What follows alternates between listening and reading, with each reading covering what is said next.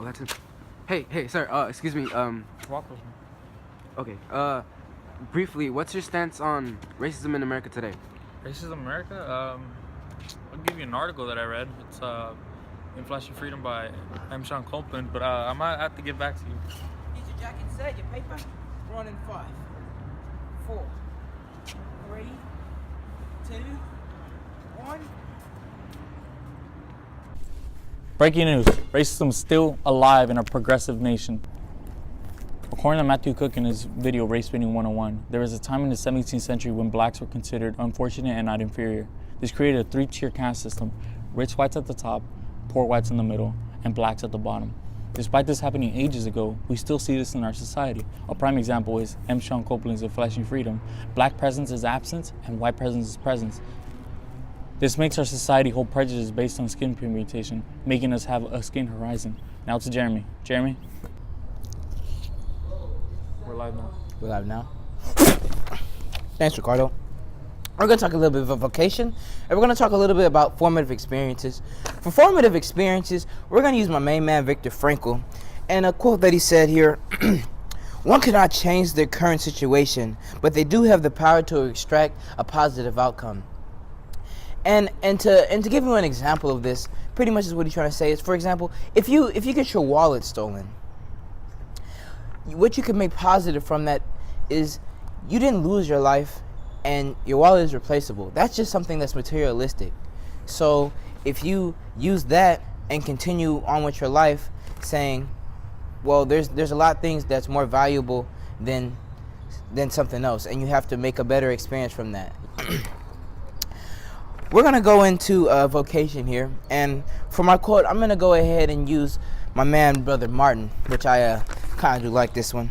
Here he says, vocation is what we are called to do, and it is also who we are called to be.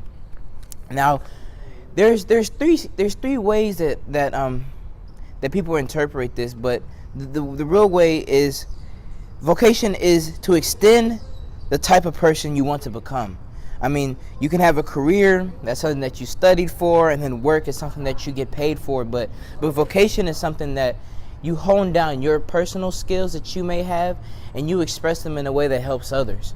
So any situation that someone is in, or a crisis, that your skill will be able to help out what is going on there. And that, my friends, is vocation and fundamental experiences by my man, Brother Martin, and my other man, Viktor Frankl. Thanks, Ricardo. Back to you. Thank you, Jeremy. Now on to Ivan. Ivan? Thank you, Ricardo. For my topic of shalom, I'll introduce some vocabulary. First, the kingdom of God. Where is it? The kingdom of God is not a place. It's any given time when God's will is being exercised. God's will is the well-being of us human beings. Now, to live out a Christian life, there's 2 philosophies that come into play. First, James, and I have a direct quote.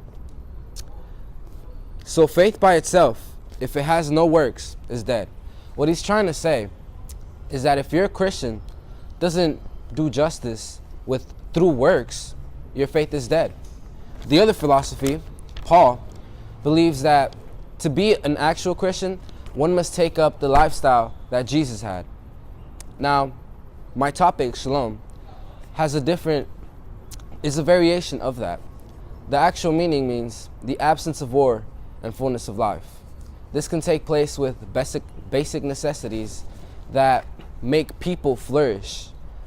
Flourishing, which is happiness. Tom Shadyac explains, "Nothing in nature takes more than it needs. If it does, then it's cancer." So in his film, I Am, he explains how celebrities and rich people in Hollywood, they all have a sort of mental illness called greed. This greed blinds them, and they can't and they're so blind that they can't seem to see any other needs except themselves. Another thing they fail to recognize is that to really flourish, all you really need is your basic necessities and happiness. Thank you, Rick. Back to you. Thank you, Ivan. I'm Ricardo Salvini with Us With God News, and you tune in next week for new content. Thank you.